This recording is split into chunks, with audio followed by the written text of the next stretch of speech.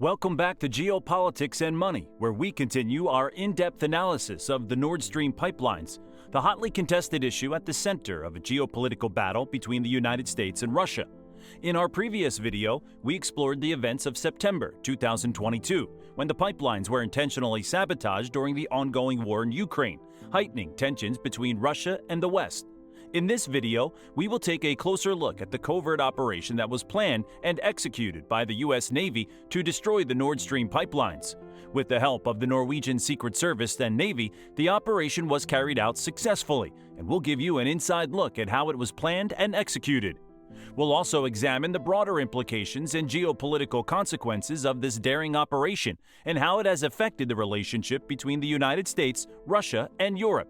Don't miss out on this exciting reveal and subscribe to our channel now to stay up to date on the latest developments in the world of finance, geopolitics, commodities, and investing. Let's get started.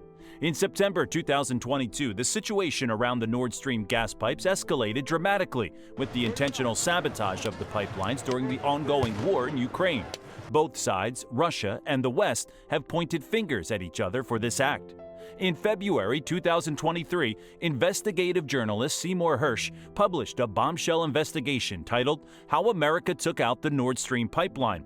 He revealed that the United States authorized a covert operation to destroy the Nord Stream pipelines in response to rising tensions between Russia and NATO. The operation involved the collaboration between the U.S. Navy and the Norwegian Secret Service and Navy, and it was carried out successfully. According to Hersh, Norway was the perfect place to base this top-secret mission. In recent years, the United States has significantly increased its military presence in Norway, a country whose western border runs along the North Atlantic Ocean and merges with Russia above the Arctic Circle. This has caused some controversy among locals, but has also created high-paying jobs and contracts. The U.S. has invested hundreds of millions of dollars to upgrade and expand American Navy and Air Force facilities in Norway, including an advanced synthetic aperture radar in the far north that can penetrate deep into Russia. Additionally, a newly refurbished American submarine base has become operational, and more American submarines are now able to work closely with their Norwegian colleagues to monitor and spy on a major Russian nuclear stronghold on the Kola Peninsula, located 250 miles to the east. The U.S. has also expanded a Norwegian air base in the north and provided the Norwegian Air Force with a fleet of Boeing-built P-8 Poseidon patrol planes to strengthen its long-range spying on Russia. The Norwegian Jens Stoltenberg, the current Secretary General of NATO, has been a staunch anti-communist and hardliner on all things Putin and Russia. He served as Norway's Prime Minister for 8 years before being appointed to his high NATO post with American backing in 2014, and has cooperated with the American intelligence community since the Vietnam War. Planners in Washington recognized the need to involve Norway in the covert operation to destroy the Nord Stream pipelines. The Norwegian Navy, with its highly skilled sailors and divers, had generations of experience in the deep-sea oil and gas exploration and could be trusted to keep the mission secret. Additionally, the destruction of Nord Stream would enable Norway to sell more of its own natural gas to Europe. The Norwegian Navy quickly located the ideal location to destroy the Nord Stream pipelines. The pipelines were situated in shallow waters off Denmark's Bornholm Island and ran over a mile apart along a seafloor that was only 260 feet deep. The divers, operating from a Norwegian Alta-class mine hunter, would use a mix of oxygen, nitrogen, and helium streaming from their tanks to plant shaped C4 charges on the 4 pipelines with concrete protective covers. The divers would need to work carefully and take their time to complete the task, which was both tedious and dangerous. However, the waters off Bornholm had no significant tidal currents, which would have otherwise made the diving task more difficult. The Norwegians had a plan for when to carry out the operation. Every June, for 21 years, the American Sixth Fleet sponsored a NATO exercise in the Baltic Sea involving many Allied ships in the region. The Norwegians proposed that this exercise would be the ideal cover to plant the mines. The Americans proposed to add a research and development exercise to the program, which would involve teams of divers from NATO planting mines while competing teams used the latest underwater technology to find and destroy them. The exercise would be held off the coast of Bornholm Island, where the C4 explosives would be in place by the end of Ball Tops 22, with a 48-hour timer attached. All the Americans and Norwegians involved would be long gone before the first explosion. As the mission approached its final stage, Washington started to have second thoughts. They were worried that a 2-day window for the bomb's detonation would be too close to the end of Baltops, and it would be too obvious that the U.S. was involved. Therefore, the White House asked if the divers could find a way to blow up the pipelines later on command.